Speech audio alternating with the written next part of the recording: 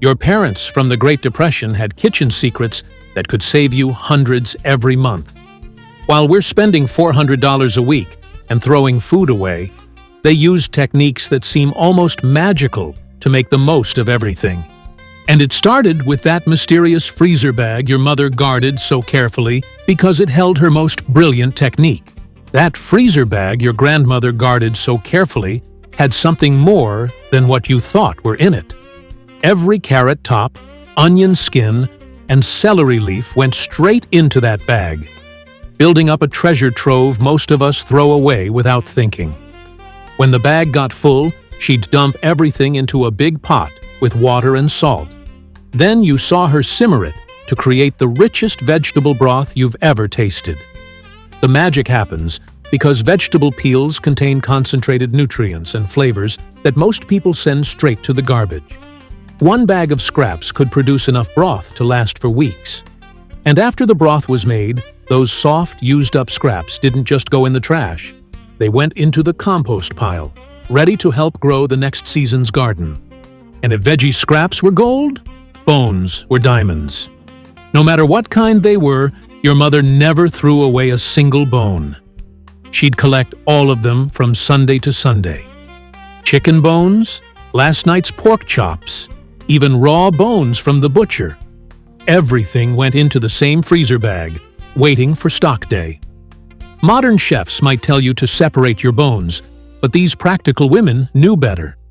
The mixed bones created a rich, complex stock that you can use to make a satisfying meal.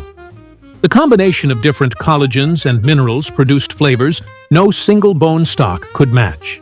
These days, people call it bone broth because it sounds healthier or more appealing, and you can even sip it like tea in the morning, but it's not the same thing. And here is a surprising fact. Your parents from the Great Depression understood food chemistry better than most trained chefs today. That is how they knew you can make the best stock from different bones, and coating cheese with butter will preserve it for weeks without a refrigerator. A brilliant solution that most people today have forgotten or never heard of. She'd coat the cut surface of cheese with butter to create a protective seal that blocked air and moisture. The science is beautiful. Mold needs oxygen to grow, and butter creates an airtight barrier that stops oxygen from reaching the cheese, thereby preventing mold formation. This technique could keep cheese fresh for weeks, even in warm weather. And speaking of things your parents knew that many modern chefs didn't, they figured out long ago that storing potatoes next to onions was a bad idea before scientists explained the chemistry. Onions and potatoes each release gas, and these gases speed up each other's decay when they're kept close enough to each other. Keeping onions in a cool, dry place and potatoes somewhere darker and farther away extended their life by weeks. The rule they followed was beautifully simple. Store things the way the farmer stored them. Those dark green leaves packed vitamins A and C with iron into every meal. The genius was that spinach enhanced nutrition without changing flavors significantly. Families could eat well even when the grocery budget was stretched thin. Your mother probably showed you this trick with green onions, but you must have forgotten it by now or never realized how clever it was. Cut off everything except the white roots, place them in water, and watch them regrow into fresh green onions within a week. The problem people often faced with regrowing green onions in water is that the flavor faded a little with each regrowth. But your folks had the solution. They would moderately add compost, a splash of leftover cooking liquid, and anything else they believed to keep that sharp onion taste alive. They would also replant the roots in soil after a few cycles, or start fresh periodically to maintain that strong onion taste their families expected. These little tricks turned scraps into fresh food. But what happened when things didn't go as planned or even went wrong in the kitchen? Your parents had an answer for that too, because they knew every cook faces that sinking moment when food burns and sticks to the bottom of the pot. But do you remember what your mother did next? She never panicked, never threw the pot away. Instead, she'd fill it with water and let it simmer gently on the stove. The heat and moisture would gradually loosen the stubborn burnt bits. This technique was important for cast iron pans, which required special cleaning care with hot water and an abrasive sponge, because she knew cleaning with anything else would risk ruining the seasoning of the pan. And if a bit of stain from the burnt-on was stubborn, it wasn't a big deal. After a few more meals, it usually cleans by itself. Any other mark or shape the burnt-on left becomes part of the pan's story. That same don't-throw-it-away mindset not only saves pots, but it saved vegetables too. These days, chefs might revive limp broccoli by soaking it in a bowl of ice water for a few hours or even overnight. But long before that tip made it online and went viral, your mother had her method that worked just as well. Do you remember what it was? That same don't-throw-it-away mindset not only saves pots, but it saved vegetables too. When they started to wilt or lose their snap, your mother had a simple trick that brought them back to life, like magic.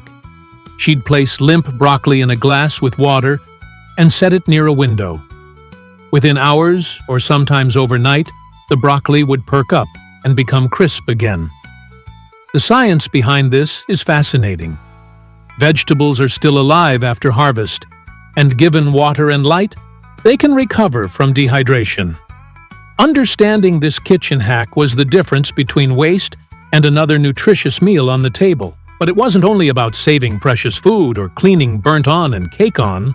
The kitchen had to be clean, organized, free of any chaos, and running efficiently like a well-oiled machine. Cabinet space was precious, and pot lids were the worst offenders. They'd clatter, fall, or just vanish when you needed them most. But do you remember your mother's solution to this? She used simple stick-on hooks attached to the inside of cabinet doors. These hooks held pot lids upright and out of the way, while keeping them easy to grab. No fancy organizers, no wasted space. Just smart, simple solutions that removed small grunts and frustrations with smooth routines. Speaking of kitchen efficiency, the next trick might be the most creative repurposing idea you've ever heard. Back then, not every kitchen had a fancy backsplash protector. In fact, many kitchens were very basic. But your parents made do with an impromptu backsplash protector. Empty bottles were lined up in the space behind the stove, catching grease before it hit the wall. It was a simple setup that was easy to clean and maintain. When one bottle got dirty, it was replaced with a fresh one. The corks were not wasted either. They were collected and turned into trivets to protect tabletops from hot pots. Everything had multiple purposes, and nothing was discarded until it had served every possible function. Your parents had the kind of practical thinking that kept kitchens tidy and made sure everything served its purpose. And that same practical wisdom your parents had didn't stop at cookware or clever storage. It even extended to fruit. They discovered that placing unripe avocados in a paper bag with a banana would help them ripen faster. The banana releases ethylene gas, which triggers ripening in other fruits. The paper bag concentrates this gas, creating a natural ripening chamber. Hard avocados could become perfectly creamy and ready to eat in just 1 or 2 days. A simple science right from the pantry. But as they enjoyed their avocados, alone or paired with toast, tomatoes, or even just a sprinkle of salt, they also knew that good food prep started before the first slice, and safety was part of the recipe. But quick question before I reveal that recipe. Do you know what your Depression-era parents used to keep their cutting board from slipping before fancy non-slip mats came along? They placed a damp kitchen towel or cloth under the cutting board to create enough grip to keep it steady. No slipping, no sliding. Just smart, safe prep. It was a tiny action that made a big difference, not just in safety, but in the confidence it gave while cooking. And just like that towel trick, they had other smart ways to make cooking easier, and often used things most people would throw away, like those sriracha bottles with their perfect little squeeze tops. They became perfect tools for adding just a little cooking oil to a pan or a splash of water while something simmered. That small opening gave them control to add just the amount they wanted, exactly where they wanted it.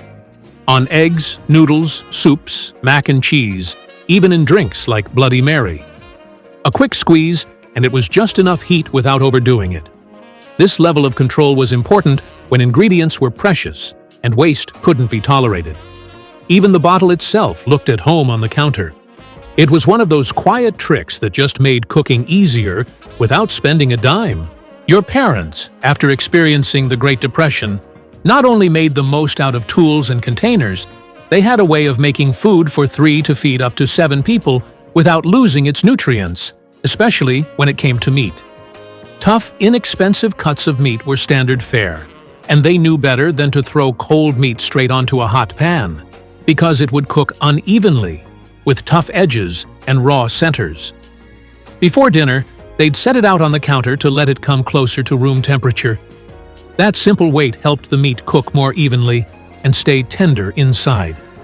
No special thermometer, no timers, just instinct. You'd hear them say, "Let it sit a while." And somehow, it always cooked better. Depression-era parents didn't only cook with instinct, they cooked with awareness. Every small move in the kitchen had a purpose, even how they stopped pots from boiling over. Boiling over could ruin a meal and create dangerous conditions on the stove. But do you remember how your mother prevented this disaster? She'd place a wooden spoon across the top of boiling pots. The wood breaks the surface tension of bubbles, causing them to collapse before they can overflow. This simple physics principle saved countless meals and possibly prevented kitchen fires. Back then, once you see the same wooden spoon used for stirring, sitting there like a guardrail, you'll immediately know dinner was right on track. Others had a different trick. They'd dip a towel in a little oil and run it along the rim of the pot. Just a quick swipe, and it stopped the foam from spilling over. Different methods, same result. The attention to these small details shows us how the Great Depression era cooks thought about every aspect of their craft. That's why they practiced mise en place, something many boomers and seniors today still swear by. The belief that having everything in its place before cooking begins is just as important as the meal itself. And getting all ingredients ready before starting reduces the chance of food getting burnt, while searching for missing items, spices, or anything else. This systematic approach was especially important when cooking on unpredictable heat sources that needed constant attention. That kind of careful planning didn't end once the cooking started, it continued through every chop, stir, and cleanup. They always had a bowl nearby for scraps. While prepping meals, your mother would keep a small bowl or plate next to her cutting board.